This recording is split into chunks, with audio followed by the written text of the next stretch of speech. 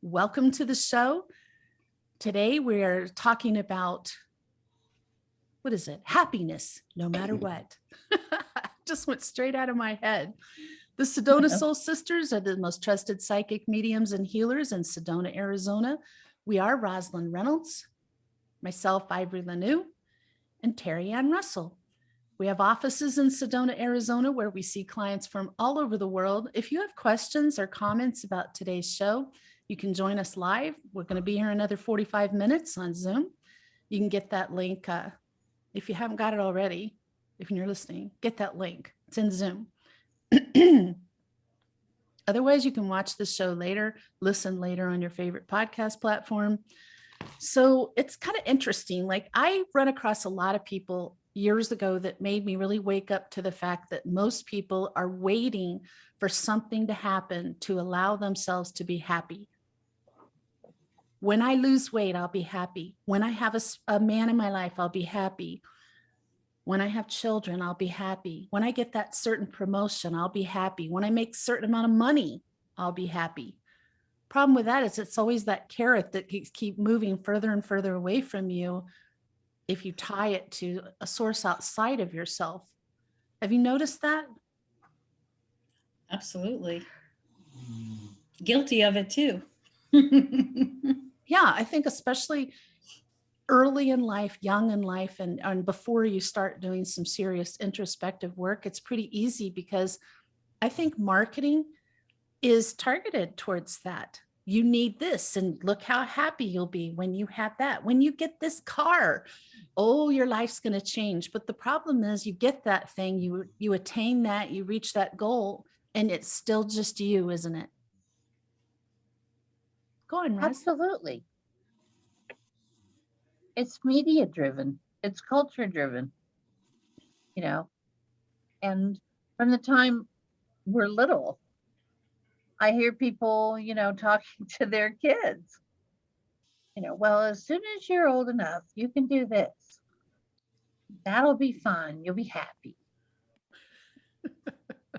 There's a component there to happiness, which is truth. We are achievers. We are driven. We are motivated.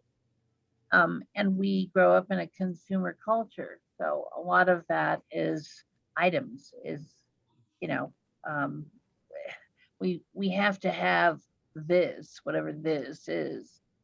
But the bottom line is, you get to be probably maybe in your late teens, early 20s, and you start to realize, wow, I did that. I achieved that. And am I happy? No.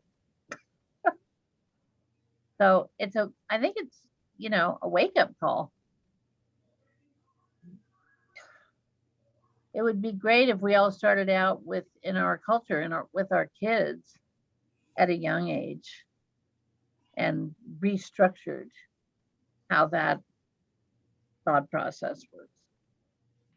I agree. What if we told our children, what do you have to be happy about now? What can you focus on that you've got right now? Go on, Terri Ann. I was going to say, nowadays there's a lot of people that do affirmations with their kids, and it's more prevalent than like when I was a child. I think that's wonderful to teach young children. I am beautiful, I am strong, I am smart. So they go into the world believing that before somebody tells them that they're not all those things. Well, that's a good point. How about affirmations on I am happy, I am satisfied with what I have in life, I am joyful, I'm content. I think that a big part of that comes when you reach that point in your spiritual and personal development where you no longer have a strong tie to making money. It's not all about making money and getting things. And if you make money, then it's because you want to do something good with it. There's a purpose for it. You're going to help somebody, help something, some cause, not so much about just getting as much stuff as you can. Did you change your mind, Roz? No, it's so interesting, our topic today, because I recently had a young college student come in for a consultation, and, you know, just looking to see what options we're going to be opening for her, because she was sort of redirecting within herself. And I thought it was so interesting because the real bottom line here is we can think we have it pegged about what happiness is and what is going to bring us that. But until you hit that point, you never really know, because there's not one component. There's multiple levels of different things that we decide as we're going through our lives. We want to pursue, we want to own, we want to accomplish, and we're so busy thinking outside of ourselves that we don't really do that process. And we don't hear other people doing that process either, you know, of looking within and going, whoa, you know, wait a minute. I myself, just looking at life, I mean, there are certain things that I knew that I wanted when I was a child, and that was my intention, to achieve those things and have those things. And a couple of them, you know, were very significant, and I never could make it happen. I couldn't make it happen because I wasn't supposed to be going that direction, you know, and accepting that, I think, for people is very difficult, to accept that some things that we really felt we wanted just weren't going to fulfill our soul's purpose. That doesn't mean I don't still think about it, because I do, you know, and there are times when I'm like, now why did I never get that? And then I have to like go, oh yeah,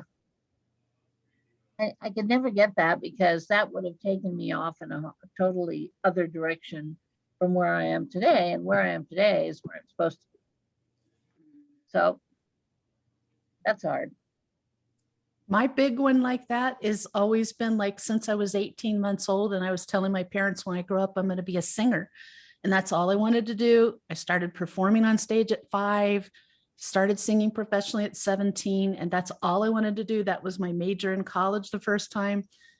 And it was in the midst of singing with a variety of things, sometimes professionally and sometimes just for fun, that I saw these people, friends of mine, who were just mega talented, and they had careers. Like, I'm going to talk about my friend Carl. I don't think he'd mind a bit. Hi, Carl. Carl was a nurse till recently. He retired recently, and he's an amazing, amazing musician. And we were in a band together. And Carl was very dedicated to his nursing profession, but he's also very dedicated to music. And he never cared. Like, I remember it was so joyful with him because he was a very pleasant person. And he didn't care about making money at all. He really didn't care. Like, if we were getting paid $5,000 for a gig, great. If we were getting paid, if he got played with some other band that would play for $5, he was fine. He just wanted to play because he loves music. And I really watched that, and I absorbed that. And that was a really good moment for me, because I'd already pretty much gotten there. I realized being a mother to my daughter and being home for her and providing a stable home for her was more important than me being a professional singer and being on some erratic schedule and maybe touring around. That wasn't going to be healthy for my daughter. So I'd already made that sacrifice happily for her. And that just helped me like let go of the rest of it, that I'm just going to sing where I can sing. And sometimes I'm singing professionally, and sometimes I'm not getting to sing at all. But when I do, that fills my soul, and it's okay. And I'm very happy with my life. I'm okay. You know, so I think that we have to come to these places where we realize we can't do it all in one lifetime. You can't focus on everything at the same time. You know, it just doesn't work. So I think that is very true, that you can just decide to be happy. Go ahead, Terri Ann. Oh, I agree with that 100%. I think it's a choice. I think, when you're going through tumultuous times and your life is really difficult, that is the hardest time for you to stay in that place. But that's one of the most important times for you to stay in that place. And people get so caught up in the fear or the resentment or the anger that they forget about what their ultimate goal is, right? So they want something, but they're not getting it, and it's frustrating.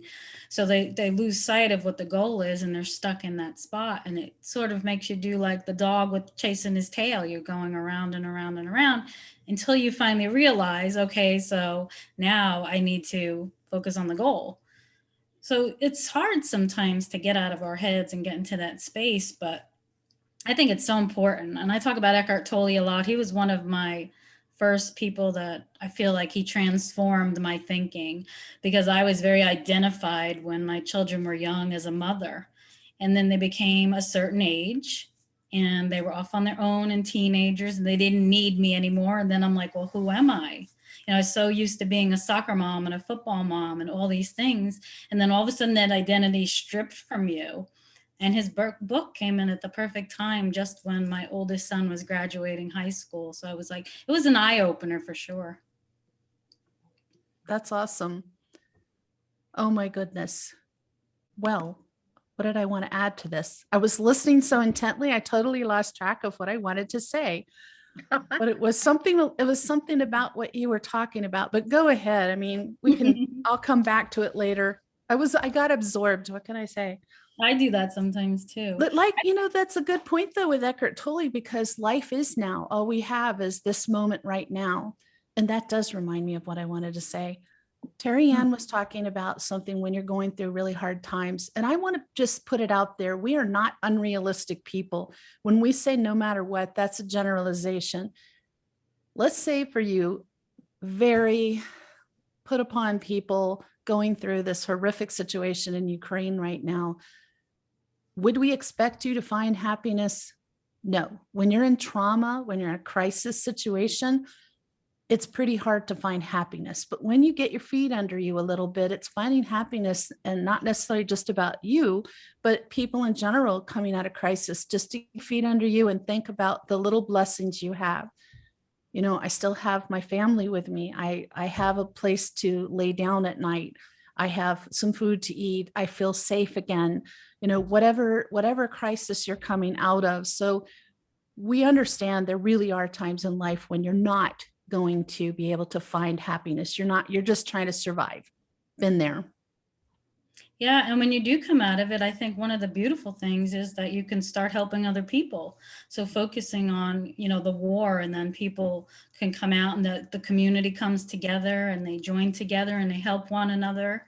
So ultimately the beauty does come out of, disasters a lot of times, because it brings people closer together, and you're focusing on, then I'm not always on just helping yourself, but when you can get your feeding under you, then you can start to help other people. Absolutely. And we've talked about that so many times, how the traumatic situations all three of us have gone through in our lives, survived and thrived after, are part of what makes us be able to help other people in the way that we do. It's much easier to help somebody if you've been through it. I mentioned this, like when I worked in mental health, started at a psychiatric hospital, and I used to be upset. It's so funny to me. I was upset because I could not work on the chemical dependency unit because I'd never had a chemical dependency. And I thought, I can really tune into this. I can understand. I could really understand. No, I don't think I could. Not even as the empath that I am. And it's the same thing here. For me, it's like, I don't think I would have ever truly understood what it is to be in a relationship with a sociopath or a narcissist or a really dark person unless I'd gone through that. And I can help other people because I have had that experience. And each one of us has had our unique experiences that people seem to be able to feel it in us and come to us for help with that without us ever putting anything on our website or anything like that. That's a frequency thing, don't you think? I do. So you carry the frequency of your trauma forward with you. Yeah, your experience. Yeah, not as a wound, but like just, I think it just is part of you.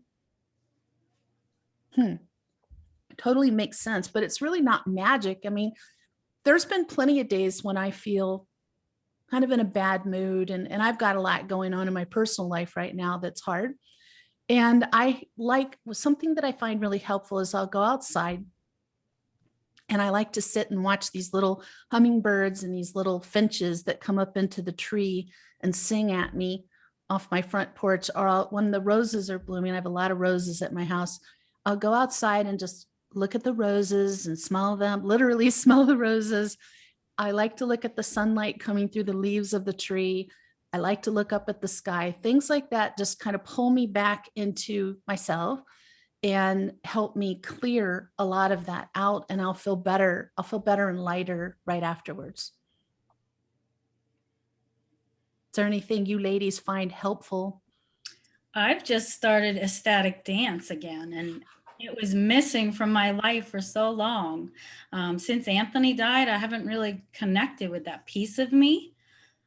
So doing it the other day, I just found myself in this place of like feeling every movement that I was doing. And it was a beautiful feeling of connecting with the body again for me. So I find that a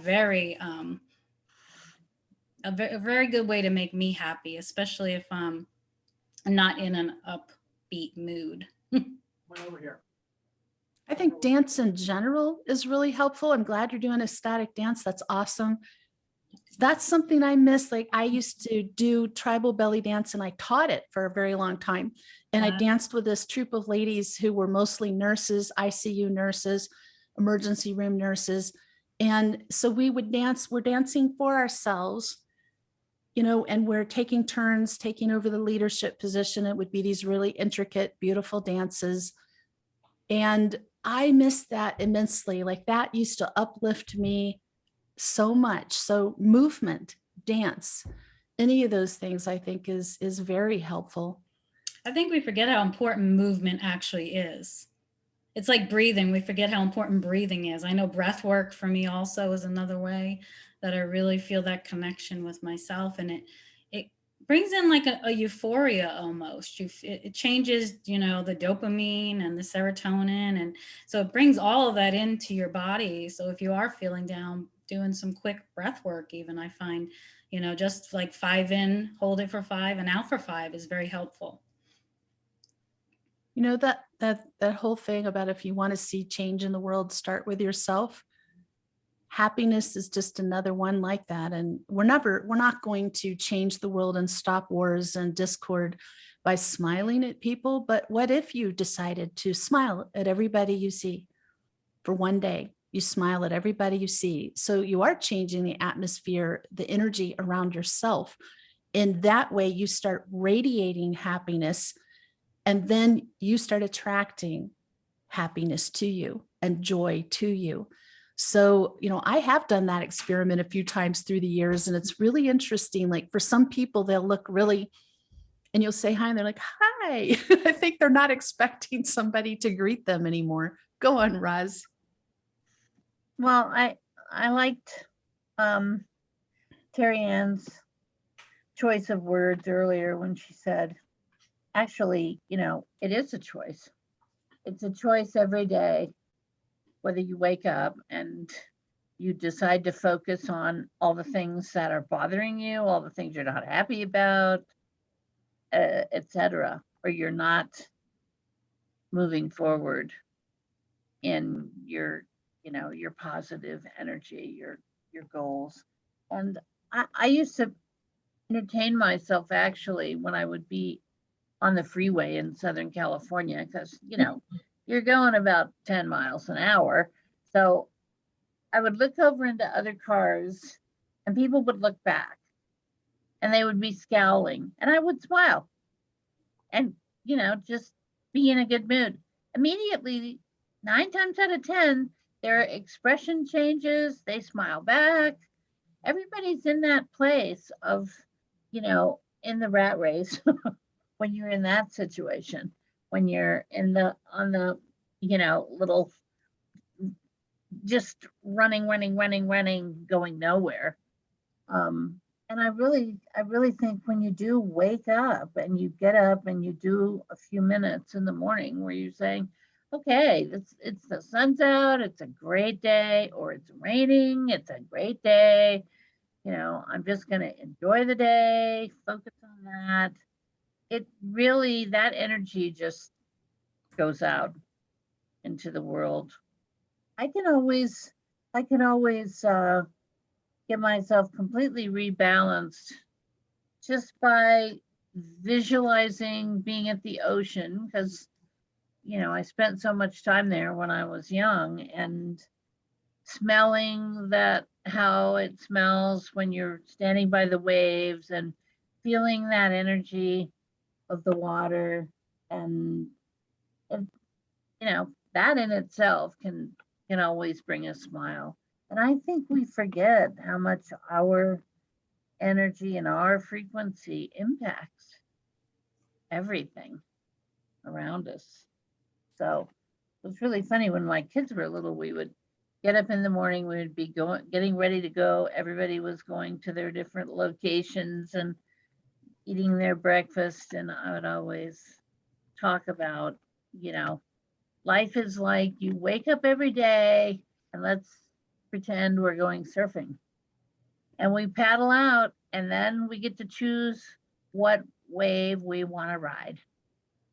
And it's all about making your mind up about that moment when you catch that wave. It's true. Great. It's Yeah. true. When I wake up in the morning, I've been doing this thing, and I'm gonna give a shout out to my friend Melissa, who's in Minnesota. She's like this just naturally. The girls are force of nature. And she's like, I can't wait to get out of bed in the morning and just get started. There's so many things I want to do, and I'm so excited to get started. And I thought, what a great attitude to greet the day. So I started doing this thing where while I'm laying in bed, I'm like, I need to get up. This is a beautiful day. There's a whole world out there waiting for me. There's all these things I want to accomplish today, things I really want, I'm excited about doing. And do you know, I feel myself like instantly start to get excited about the day, where before I'm like, I just want to sleep another half an hour, but I really need to get myself motivated, and it works really well. So thank you, Melissa. And I almost forgot, I wanted to give a shout out to our listeners who are in Phoenix, Arizona, only 100 miles away, but I see you on our stats every week. There's a big audience down there. So hello to all of you from up here in Sedona. Another thing you can do is stop trying so hard. Stop trying too hard to look good, to pretend like you feel a way you don't, or try to impress other people. Stop pretending to be someone else. It's exhausting and useless. So, just allow yourself to be. I think just cutting yourself some slack can lead to some happiness too, because, and I'm not just talking about that keeping up with the Joneses thing, but the whole comes back to marketing and media and TV and all these, you're supposed to look like this, you're supposed to wear this, you're supposed to get your toenails done, you're supposed to get facials, you're supposed to get, it's like, oh, if you don't want that, don't get it. You don't have to do all of that. So give yourself a rest. This crazy race in a quest for a better life is a fallacy. You're living your best life right now. So clearly you're doing what you really like. And if you're not, stop doing it. This whole thing of a normal life, I am the founder of the Don't Be Normal Club. I founded it in 1977. I'm still a proud member of that club and will always be. I see nothing great about being normal. So, let yourself be you. I think it just gives you a break. Turn back. You can continue doing what you've been doing, but just realize you're putting extra stress on yourself and making happiness a little more elusive. Go on, Terri Ann. Good point. Yeah, we put so much on ourselves, especially as women. We are really hard on ourselves, and we're taught from a young age that. So I think, you have to really be in the now. It is hard sometimes to be in the now, But I think, the more you can be in the now and focus, like you said, on a beautiful day, whatever it is. When my kids were little too, Roz, we used to do something at night before bed and dream. We were going to dream good dreams. And what are you going to dream about tonight? Well, I'm going to dream about being on vacation in Disney World, and so we'd go to bed with those really good thoughts in our head. And I think that's important too, just being in that space where these are things that make you smile, right? You really, ultimately, we don't smile enough either. I don't think I have that problem. I think I probably smile too much. I don't know. No. Here's another No thing. such thing. No such thing. Here's another thing to think about. Just in your quest for happiness, just learn to enjoy being alone. Learn to enjoy your own company. There's a whole lot of pressure in our society that you're supposed to have this crazy social life. You're supposed to be going to clubs and doing this and getting together with friends, and people are like chasing this dream. But if you can't be happy alone by yourself, it's going to be very hard for you to be happy around other people, because it does come from within. So it really is like finding that within yourself. And again, I don't know how many times that we keep coming back to this topic, that you have to give yourself that quiet time to really tap into what you're thinking, what you need, what's in your heart, what's in your soul, what's missing for you, and maybe also how you're getting in your own way to tapping into happiness, because it isn't really about getting somewhere, it's tapping into it.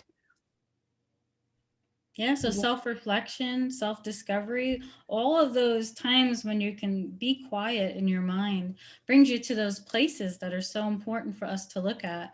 I think self-discovery is one of the most beautiful things, and I think people are afraid to be alone. It's not normal to be alone, right? Why are you a homebody, or you're a hermit or whatever? But I know for me, with the work we do, I need downtime. I need to be like by nobody, by myself, and really get into that space again of meditation and channeled journaling and stuff like that, because that brings me back to me. And that's really our focus, is with going within, finding out who we are, which we already know is already there because that's the spirit. But so we're not really trying to get back to who we are, right? We're just trying to discover who we really are. Isn't that the spiritual journey, like right there in a nutshell, trying to discover who we really are? There's so much to it. We shed these layers, and maybe part of the layers is what you thought it was going to take for you to be happy. It isn't about another person or money or things. So it can only be about your attitude, your vision, your approach, your decisions. But once again, isn't that wonderful? Because you have the power to be happy. Nobody else has the power to make you happy or unhappy, but you have that power, unless you're in an extreme chaos, trauma situation. That's different. So keeping an open mind, I run into a lot of people, and now and then people I talk to about this topic will be very closed-minded about it and like, nope, you don't understand. I've got health issues.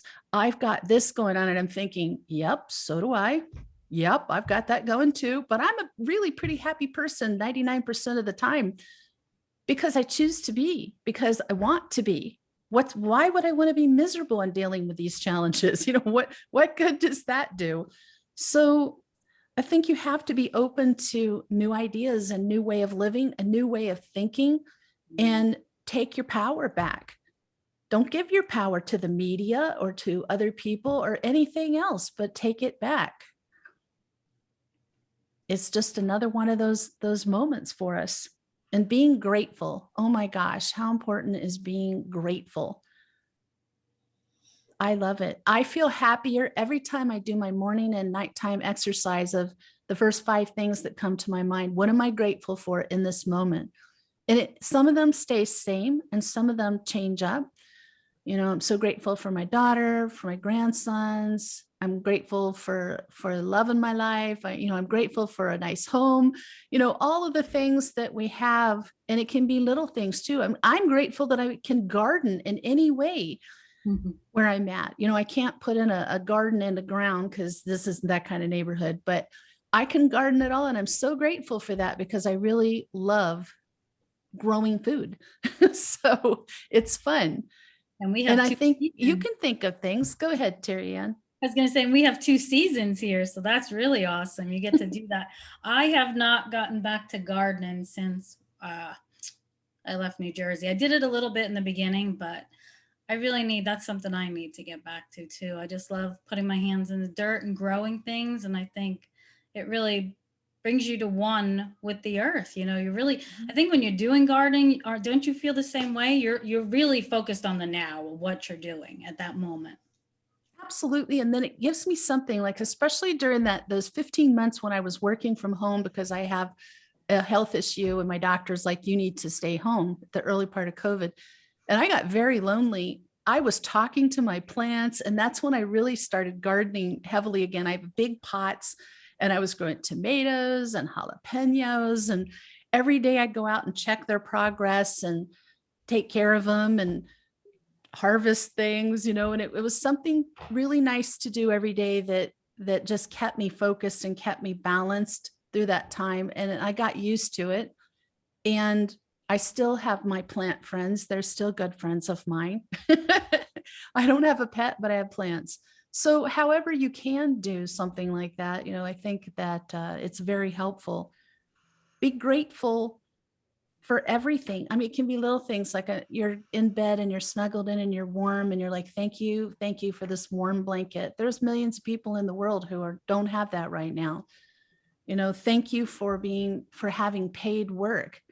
Thank you for having an education.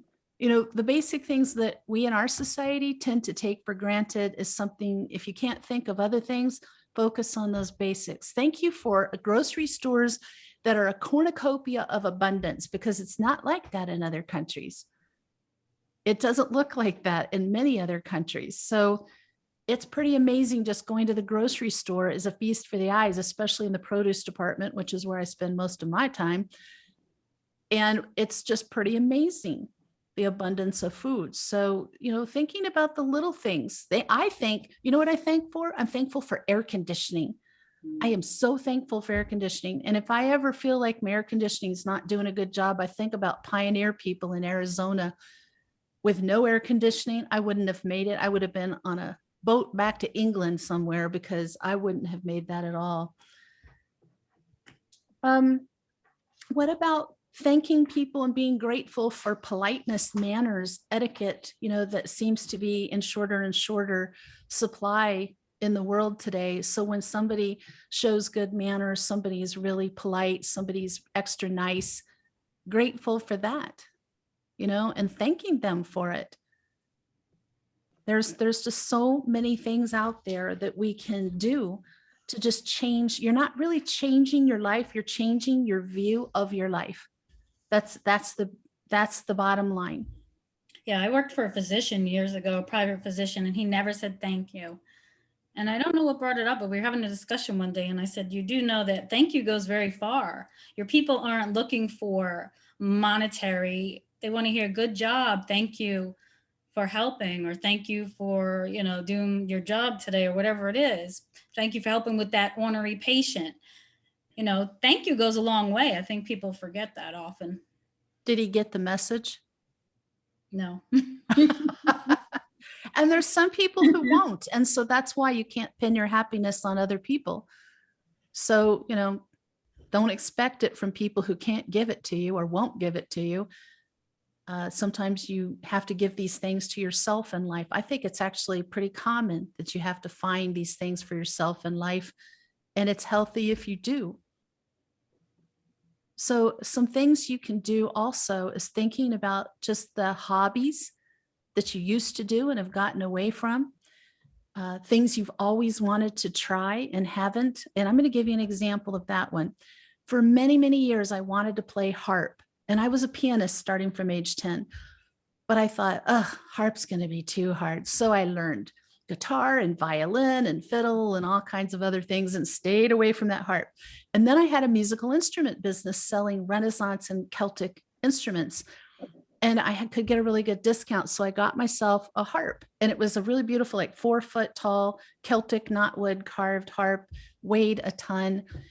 Loved playing that thing. And the first day I got it, I was able to play through the entire instruction book because I played piano. It's like playing a piano vertically. So it was super easy for me. And I'm like, oh my God, the decades I've wasted not getting a harp because I thought it would be too hard. Now, in that time, I also bought and learned hammered dulcimer really well, which is much harder than a harp, just so you know. So if maybe there's something you want to do. I've talked about before that I always wanted to learn violin, and my dad gave me my granddad's old violin. And I thought, perfect opportunity, got that thing in shape, went and took lessons. And I was the only adult amongst a bunch of 8 to 10-year-old kids.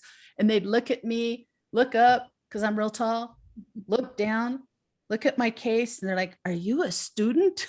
Yes, I am. The best one she has, let me tell you. And I learned to play that thing, and I didn't care. All of those things still give me such joy. So figure out what it is that you never learned. Maybe you wanted to draw. Maybe you've always wanted to write. Maybe you've always wanted to paint. Do those things. Give it a shot. Any other thoughts on what people can do to really like find that happiness within? It's personal. What? It's personal. Oh, it's You have to personal. really dig deep, I think. For a lot of people who've had, there's a lot of us who started working when we were kids, really. And I never hesitated to take my spare time and go do the things I love to do. Now that I'm older, my spare time is mostly spent sitting around.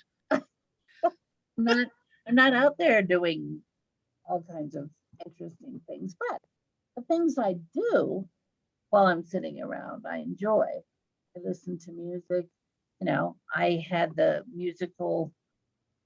same musical situation you had, where I started singing and performing when I was 3 or 4, did it my whole life. I didn't stop doing that actually until I was in my 20s. And I just came to this reality check, like, do I want to spend my life being in these clubs and singing and breathing smoke? Is that where I want to go? And it wasn't. And I still enjoy singing. I sing just for me. But I think it's such an opportunity, especially I'm noticing it in the last few years for me. Like, I really enjoy watching different musicians perform, and I can do a ton of that on the internet, which is a wonderful thing. And I watch a lot of music videos, I sing with them, I'm having a good time. So I think it really comes down to, whatever age you are, whatever your thought process is, seek the thing that you love to do.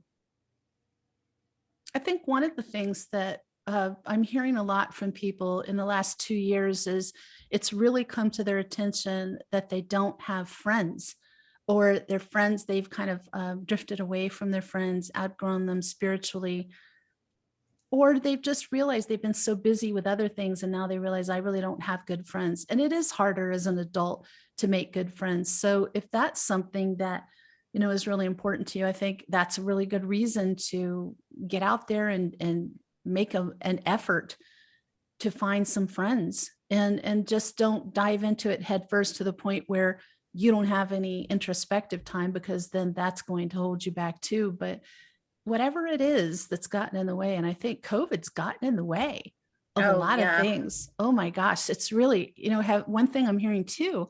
Another thing is how it's really, I'm noticing in readings, it's really derailed timelines for a lot of people. Like things were on track and then it just derailed it or vastly delayed it.